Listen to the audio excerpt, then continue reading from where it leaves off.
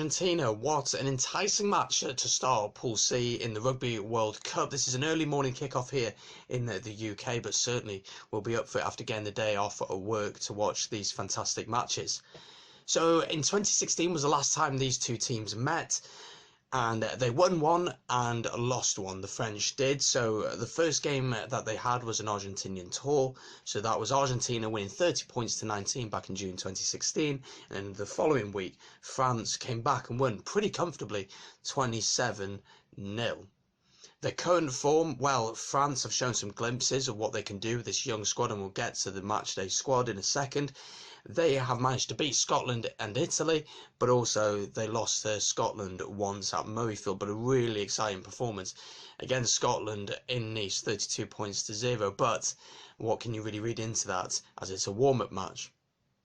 Argentina come into this tournament really out of form, really out of form, not looking good at all. Finished last in the Rugby Championships, losing all 3 of their last games, and what they've historically been good at in the scrum, they're just not strong there anymore. Their scrum looks really weak, not strong at all, and their backs aren't flying as they used to. So this game feels like quite an important game in terms of the pool, with England looking likely to win the pool. You'd expect that, and Tonga and USA probably not strong enough to manage to get 2 wins or 3 wins apiece. So this really is the team who will come in second in this pool. It is the game. It's a big game for both sides, and both sides look shaky, but also shown glimpses of what they can do. So both teams have been announced. We'll go through the French one. It'll be up on your screen just here, so you can follow it along with me. So starting with the forwards in the front row, we have Poirot, Girardo as captain, and Slimani. Slimani is a man mountain. He is huge. Then we have Itura, we have Vermahina, who threw that outrageous pass for George North to intercept as a Welshman. I love him forever. Then we have Loré, we have Olivier, we have Aladois, and then the backs are really interesting, really exciting backs. We have Dupont at 9, which I'm a huge fan of Dupont. He's such an exciting back. Scrum half are really quick. He'll hang around the fringes of the ruck or the breakdown, and he'll snipe around the corner, very similar to Rhys Webb, and he can put in a shift defensively. Number 10 goes to Untamak, which is a bit of a surprise for me. I thought they'd gone with Lopez, Camille Lopez. He played pretty much all of the Six Nations for them, and they've decided to go with a young team. You know, Dupont and Untamak are the future. Untamak, a very historic name, of course, for France. But they've gone for the 2 players who, for their club, for Toulouse won the top 14 last season, and this was the type of rugby they were playing: free, fast-flowing, and with a young team as well. So that's what they've gone for. On the wing, Huget goes back to his normal position. We saw him get in full-back against England, and it just didn't work in the Six Nations. Interestingly, that they put Vakatawa at centre instead of on the wing, so the Fijian-born usual winger heads into the centre of the park, so no place for Fofana in this team. Alongside him in the centre then is Ficou. Gael Ficou comes in. I really rate him, love him. 14, Penaud, a really exciting winger. He was one of the shining lights really in a poor performance against England in the Six Nations match. When he gets the ball and he runs at you, he can create some damage. And then at fullback, ever reliable and ever consistent, Medad. So a pretty young team really, lots of experience in the forwards you feel, but then the back, the backs are, when they get it right, they are incredible. Heading on to the Argentinians then, I'm going to be honest, I don't know that much about this Argentinian squad, but I know a few names in there and a few names you will know, and certainly let me know about the ones I don't know. So we have Chupano in the front row alongside Creevy at hooker, and then Juan Figallo. We then have Guido Petri, we have Lavanini, and we have Matera as captain at 6. Matera, for me, is an outstanding player. I think he's just signed for Toulon, and I think he's one of the best players in his position in the world on his day. He really is that good. So certainly keep an eye out on him in this match.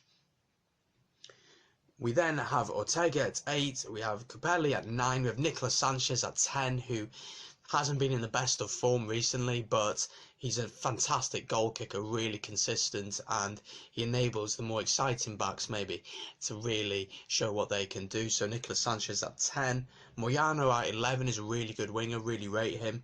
De La Fave then at 12, Orlando at 13, not Orlando Bloom, he's actually a rugby player. Moroni at 14, and then Buffelli at 15. So a few names there I'm not that familiar with, but a few names certainly stick out. You feel like the Argentinian side is probably a little bit more experienced, but again, it's a pool stage, and maybe the French will feel the ability just to throw the ball about, no pressure on them, and maybe that they will feel they can really aim for the next Rugby World Cup, which is in 4 years' time, of course, in 2023, and it's in France as well. And by that time, Dupont will be in his mid-20s, and Tamac will be 24, 25. That's when I really think France is going to make a huge impact, and the under-20 teams has won the last 2 World Championships as well. So French's youth and the players coming through, if they can get them through and the right pathway is there for them, then France are looking good for the future.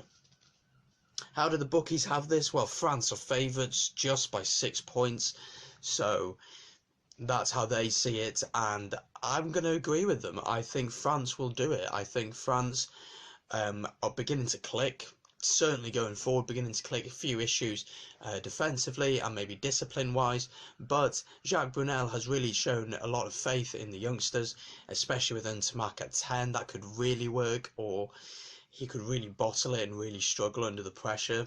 I'm quite surprised that Camille Lopez won't be starting. I thought maybe Ntamack will get a go against the likes of Tonga or the USA, but he's gone with Ntamack for this one. Dupont at 9, as I said, is in the next 5 years he'll be the best scrum half in the world. I don't doubt that. Really exciting going forward, as I said, and I'm really interested to see how this Vakatawa works at centre, whether it works or not. How is that going to work for France? And I personally would like to see him on the wing. He's powerful, he's quick, but maybe they've decided to put Huget on the wing because he just simply doesn't work at fullback. Argentina, as I said, not in great form. They're not in great form, they are struggling, and they do need to get their act together very quickly, and what they base their play so much on, that scrum being secure, strong, and a great platform to mount attacks off, it just doesn't simply look like that's working for them. But as I said, bookies have France as favourites. I have France as favourites as well, but let me know in the comments down below, how do you see this one going? Really excited to hear your thoughts. Very shortly there will be a preview for the All Blacks South Africa game, so the 2 shirts up there for you, up there somewhere for you, so that will be going out shortly on the channel, so make sure to check that out as well. Subscribe if you're new.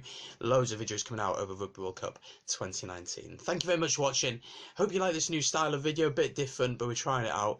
But yeah, I'll see you shortly here on Bits Rugby. Peace.